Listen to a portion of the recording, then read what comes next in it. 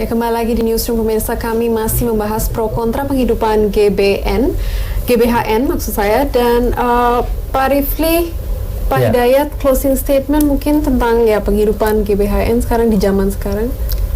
Siapa dulu? Ya, boleh Pak Rifli. Oke. Jadi kita harus membedakan dua hal ya. Pertama adalah kebutuhan untuk membuat guidance, garis-garis besar haluan negara yang berjangka mungkin 20-30 tahun ke depan. Dan itu menurut saya masih bisa diwadahi dengan undang-undang. Undang-undang justru produk yang jauh lebih konkret dan dibuat oleh 3 lembaga dan ada enforcing mechanism-nya juga. Persoalan kita selama ini kan adalah persoalan karena kita masih mengalami euforia dari reformasi, di mana terjadi fragmentasi politik pusat dan daerah, dan bahkan di tingkat pusat sendiri ada fragmentasi.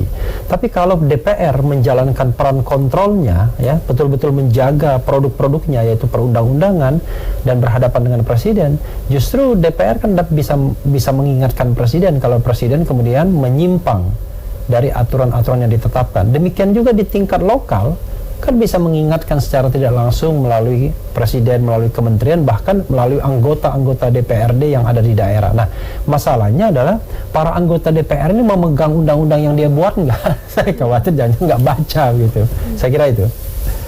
Ya, dan kalau ada kekurangan tinggal dilakukan revisi atau dibuat undang-undang yang baru. Ya, gitu. Baik Pak Rifli, Pak Hidayat. Baik, dari sisi MPR sesungguhnya lagi-lagi ya, Undang-Undang Dasar memang memberi ruang untuk terjadinya perubahan terhadap Undang-Undang Dasar. Itu pasal 37 jelas sekali. Ayat 1, 2, 3, dan 4 itu jelas.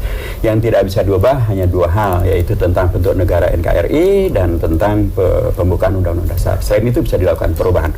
Begitu teori dasarnya. Dan untuk bisa melakukan perubahan, bila diinginkan perubahan apapun perubahan itu, maka ya sekali lagi tidak bisa hanya wawancara, tidak bisa hanya wacana di media ataupun keputusan sepihak partai, ya harus melalui mekanisme di anggota MPR.